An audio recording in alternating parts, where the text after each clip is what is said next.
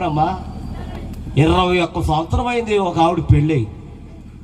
ఒక 21 సంవత్సరం అవుతే పిల్లలు లేరు వాళ్ళకి. అబ్బో బోల్డ్ అబ్బో అమ్మోయ్ ఎంత తిన్నా తరగదా ఆస్తి, కానీ ఎవరు లేరు చెప్పండి అమ్మా.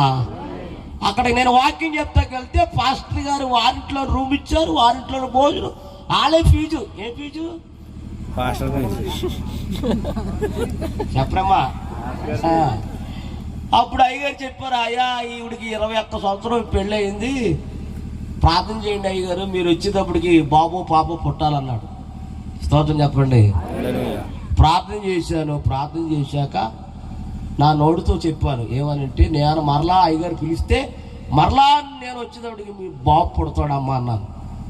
వాళ్ళు ఆయన అంటున్నాడు, అందరూ ఇలాగే చెప్తున్నారు, షాఫులందరూ ఇదే మాట. 21 సంవత్సరం అయిపోయింది,